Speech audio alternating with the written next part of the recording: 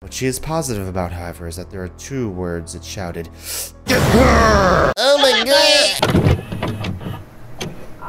How's it going, guys? My name is TheSwollenGamer, and welcome back to Hooked. I know I've been kind of a shithead with uploads lately.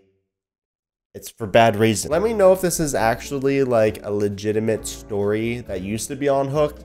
Last time I had the worst time trying to find this shit on the actual Hooked app. I couldn't do it. That's why it looks like this and I'm on some random website. Despite the pounding fear in her heart and the icy chill in her bones and the eerie silence echoing in her ears, Chloe somehow managed to drift off to sleep shortly after the Watcher abandoned her. And if she was surprised to realize she had dozed off under such dire circumstances, she is even more stunned upon waking up hours later to discover the crackling fire burning just inches from the tip of her nose. Springing to her feet, Chloe prepares to run, but quickly realizes the blaze is safely contained within a stone heart that somehow manifested itself at the edge of a clearing while she slept. Yeah, there's like sentient demons out there, so maybe they made a little fire for you. Or had it been there all along, draped in the same oppressive blackness, presently hiding an entire forest from her? Chloe doesn't think so, but it doesn't matter much right now. What matters is that she is warm, and she can see at least a little bit. Hoping to get a better lay of the land, Chloe strains her eyes, peering into the deep, dark forest, but the light cast by the gently flickering flames penetrates no more than a half a dozen feet or so. Dude, that is really creepy. Yeah, one time I went into a cabin, because look, I'm a suburban boy, okay? This is just a little aside story for you guys. And we got light pollution like crazy.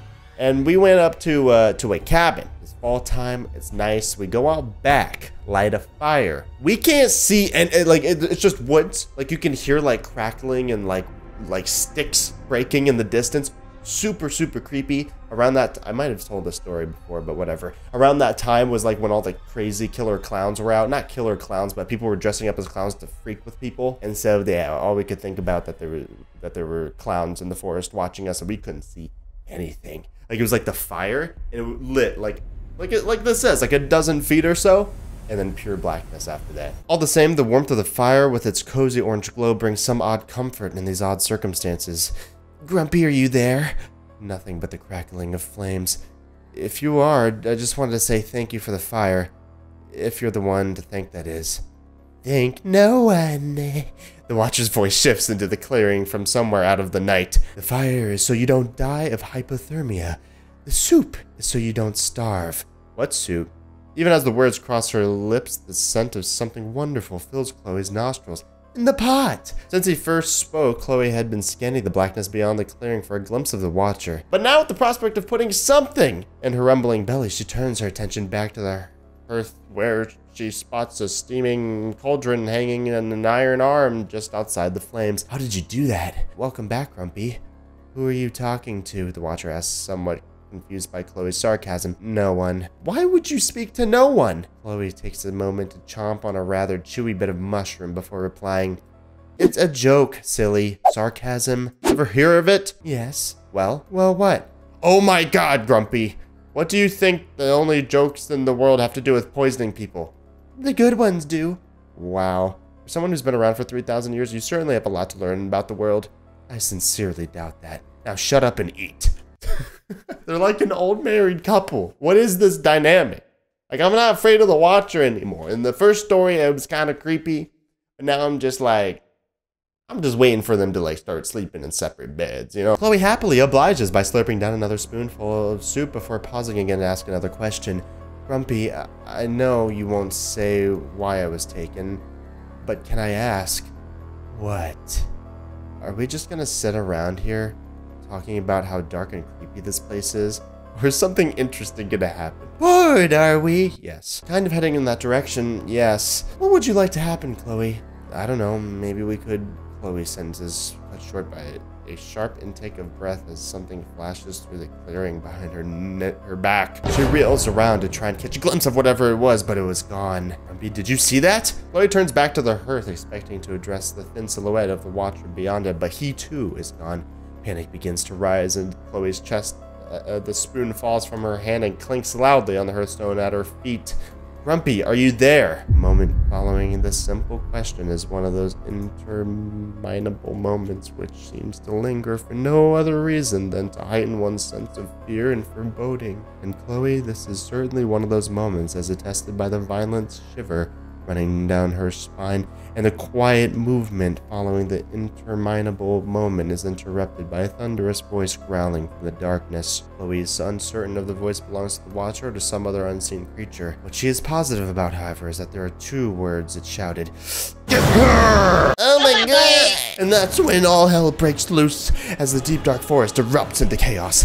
The first thing to catch Chloe's eye is the Watcher springing from the darkness overhead and over her to land squarely in the center of the clearing. The sight of him absolutely horrifies her, but she is able to steal only the briefest of glimpses before something takes hold of her from behind, yanked from her feet and whisked off into the blackness. Chloe instantly recognizes the creature that has her. The strength is in its grip, the unmistakable clatter of its stony claws scraping against each other as it snatches her up like a rag doll. Chloe has no doubt she is back in the possession of the Snatcher, but this time she is awake, and she intends to remain so. Of the moment she was snatched from her bedroom, Chloe has very little memory. She never once saw the Snatcher sneak up behind her, and once she was in its steely grip, the beast squeezed the very air from her lungs to the point she passed out. It's why she has no idea where the deep dark forest lies, not by what route she was brought here or even how long that occurred. But this time the Snatcher steals her away from the cozy little clearing. She is wide awake, and what she sees confounds the hell out of her. Stay tuned for the next episode!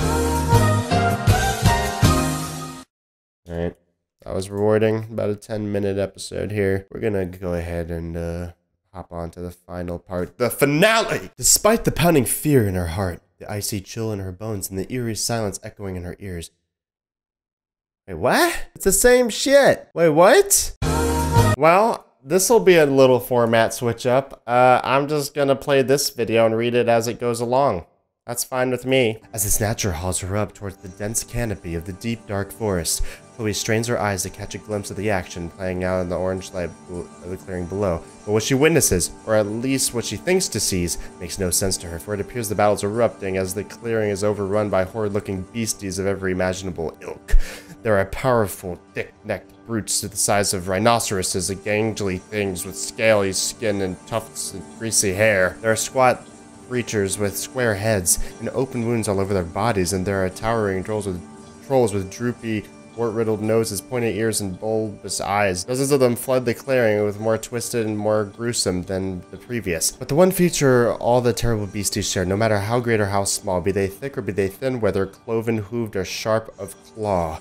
Each of them boasts a set of carnivorous fanged jaws, and they all bite. And to one, for reasons beyond Chloe's comprehension, they may seem intent on devouring Grumpy, at least from her perspective anyway. But to be sure, Chloe is afforded no more than the blink of an eye during which to observe and interpret what is actually taking place in the clearing. For as the stealthy and powerful as the Snatchers may be, the qualities of the pedestrian then compared to their speed and agility, which is why Chloe finds herself in an instant shrouded again in complete darkness before she can even shout, "Grumpy!" The clearing below falls out of sight as the Snatcher climbs up and around the far side of the tower tree whose roots Chloe once stumbled over. It seems like ages ago. She can only guess the size of this monstrous skyscraper. It must be 100 feet around and over 1,000 tall, massive enough to eclipse even the firelight emanating from the stone hearth, which briefly gave her comfort. As they climb even higher, Chloe hears the beast's claws pierce the thick bark and bite into the hard wood beneath. Even burdened with carrying the little girl, the Snatcher moves with unimaginable grace and speed, but despite not being able to see the clearing, which now seems miles below her, Chloe still hears a fierce battle raging. Howls, screeches, and growls mingle with unmistakable crunch of bone and the occasional shrill death cry. There is no doubt in Chloe's mind there's something terrible is taking place back there, but who is doing the crackling and who is doing the screaming? Is Grumpy the victim or the punisher? Grumpy, help me!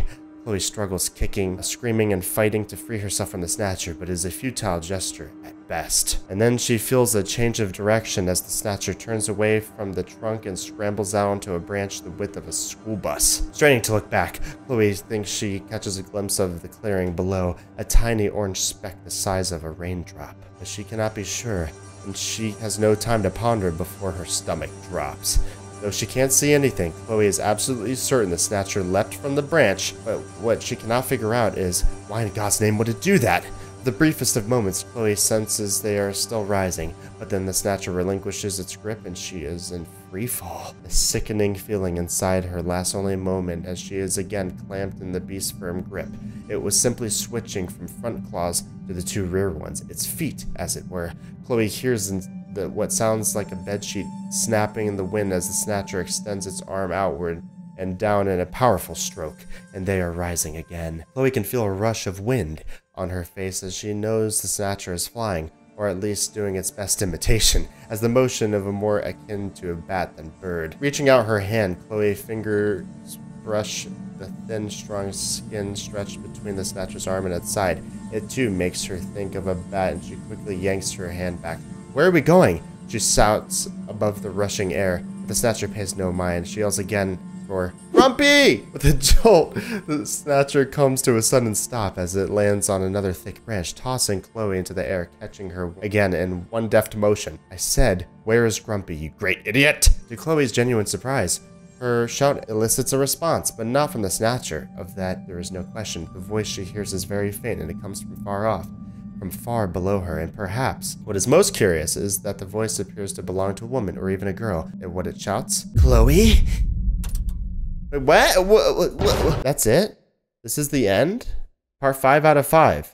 Who the hell is this voice? There was the Watcher, there was the Snatcher, there was the little gremlins in the beginning, which I don't know who they were. Right? At least I don't remember. It didn't really explain anything. Okay, well there you have it, fam. Hooked. The Watcher Book 2. I know, I'm so sorry it took this long. I hope you enjoyed. If you did, let me know by leaving a like. Subscribe to join the Swollen family, and I'll see you beautiful faces in the next one. Goodbye.